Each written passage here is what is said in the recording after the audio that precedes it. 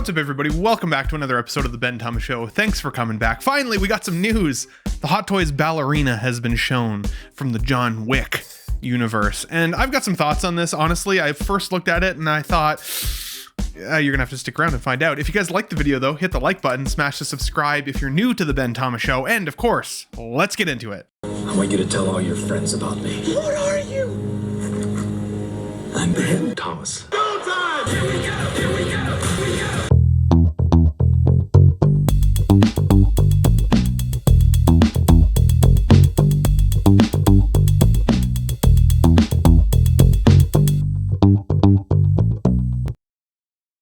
Okay, everybody, welcome back. So let's talk about Eve Macaro here from Ballerina, of course.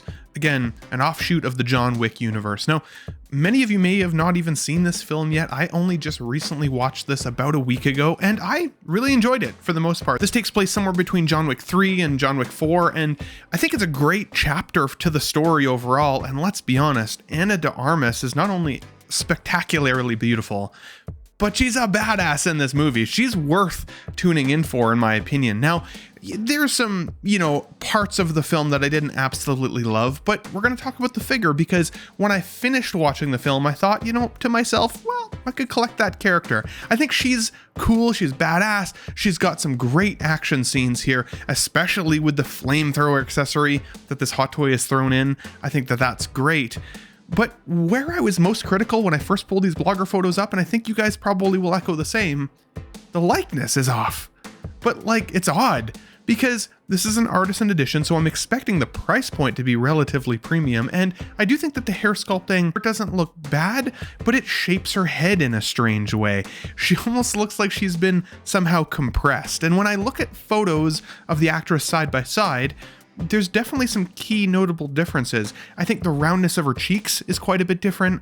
I think the depth and darkness of her eyebrows are a little different in reality to the figure. I also think her part is a little bit more extreme in the movie versus the figure. So I think right off the bat, you know who it's supposed to be, but it's not that great in terms of likeness. I'd give this likeness still somewhere in the 7.5 range. Now, because it's Artisan and this is a limited edition to 2,500 units, clearly I think that that's an echo of how well this film did in the box office, right? It didn't crush it necessarily, but there's still a market for this. In terms of a figure, they've given us a decent amount of stuff here, right? We've got the double guns, which is great. We've got the Ballerina music box, which does look good. And I love how that harkens back to, earlier moments in her childhood and just her memory, right? So I think that that's great. The flamethrower, again, for me, was a standout scene. So I'm glad that they've included that. It looks like maybe some reuse on the Mandalorian flame piece, but we won't knock them for that. There's a decent amount of hand changes, so you can get the gloved look or the regular hand look. And honestly, I think these hands up close look pretty strong, honestly. So I'm happy with the way those all look. Of course, you get the flame retardant jacket that she wears, which kind of looks like a garbage bag on the figure. It's ridiculously large. I like that you get two styles of costume display, but I don't know if I would ever actually display it with the flame retardant outfit. I just think it looks weird on a figure. But at the same time, again, if you're trying to recreate the scene, it has to have it. So I'm glad that they gave it to us either way. And I have a feeling what they're doing here to a certain extent is certainly justifying this price point. Because of course, with the Artisan hair, we're already expecting it to be a higher price. But in order for it to be probably about, I'd say $400, that's kind of my speculation right now. That's where the John Wick Artisan came out recently. At the $400 range, I think that this is going to be in that vein, potentially even a little more because of the double jackets. I'd be shocked if it was less than 400, especially with the two different looks and this new developed head sculpt, which you could argue looks a little bit like Gal Gadot and Natalie Portman had a baby. And even through the pictures as I scan through them, I still see her more in some of the photos and then less in others. So of course, there's always that element of, blogger photo lighting, lenses, depending on how they shoot it. There's a couple things that I think maybe once this is in hand, or we get to see that notorious, JC Hong maybe showing a in-hand look at it, sometimes that's when I can really buy into the figure's likeness, or at least have my points kind of tick up for it. Because this is such a limited item, item, I will not be surprised if it still sells out pretty damn quick, right? There's a lot of John Wick fans just to begin with.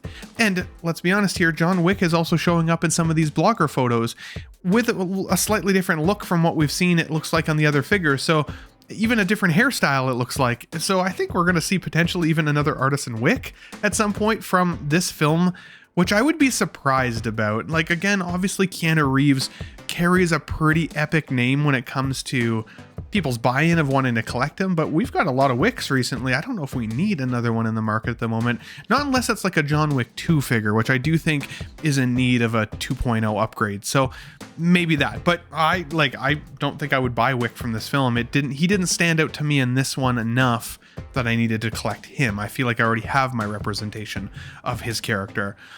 And the ballerina here, I feel like there was a couple other looks that I would have loved to see from the film, including the red dress, but then they would have had to consider potentially a seamless body option, which would have then likely ticked up the price a little more. So this is the safer outfit choice, that's for sure. It's just a little boring in terms of the figure for me. It's still just kind of a lady in a suit, kind of the guy in a suit kind of look, right? I mean, there's not much going on here. And she looks so petite in the film, but also in this outfit, that I think it kind of looks funny at times. Now, the one worry that I have, and it doesn't necessarily look like it from the blogger photos, but the Catwoman that I had, the Catwoman 2.0 from the Dark Knight Rises film. That figure wasn't an Artisan, it was just like the synthetic hair that was kind of implanted into the sculpt and behind the faceplate. But what ended up happening with that figure is whenever I would rotate her in the display, if she didn't have the goggles on, it almost looked like she had a face overlapped on top of her hair. And it always looked weird. I could see this noticeable edge line, basically. As I said, it looked like she was wearing a surgically implanted face over top of somebody else's face. It was off-putting. And so if you didn't have the goggles on, you could really see. And from this figure, it looks like it's rooted more to the front of the sculpt, as opposed to it having like what looks like, again, into the back of a kind of a faceplate. But that remains to be seen. Until we see this in hand, I'm not gonna totally get excited for this look, as I said, until I know what it looks like. So we'll see. But lastly, I wanted to say I like the base here. I think the sword that it comes with the blood on it looks really great. Again, some iconic moments here. The rolling eye system is pretty par for the course now, but they don't look inset like I've seen with some other characters. And I actually think in the eyes, that's still where I'm seeing the best likeness. I think the face structure needs to change just a little bit. The hair coloring could change just a little bit. Even the lip color could potentially be toned down just a little bit, but otherwise it's pretty freaking close. And if there's enough pushback from the community, if there's just some tweaks, make those tweaks known pretty darn quickly here so that they have time to actually get those updated to us before we get these in hand. Having said that, 2,500 units, it wouldn't surprise me if they already know this is going to sell out, so this is likely going to be about the best we get from this. I wouldn't be shocked. I honestly am a little surprised that they made it. When they originally teased it and then it kind of went away for a little while, I was thinking, oh man, this is graveyard territory all over it. And here she is. I was wrong. So pays to be wrong. I am excited to see her. Let me know what you guys think on the likeness. Is it dialed in enough that you're willing to buy it? Are you hoping for some improvement before you'd be willing to spend the money?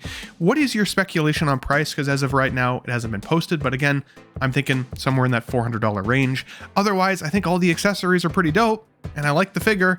And I'm happy that she's finally here. And that Armis is an absolute badass. If you haven't seen the movie, go and watch it and let me know what you guys think of it as well. But guys, if you liked today's video, hit the like button, smash the subscribe if you're new to the Ben Thomas Show, and I will catch you guys on the next one. Thanks for watching, everybody. Wow, what a great audience. Be sure to subscribe to my channel if you haven't already, because subscribing makes you feel good. Where shall I go? What shall I do? Frankly, my dear, I don't give a damn. It's gone. It's all gone.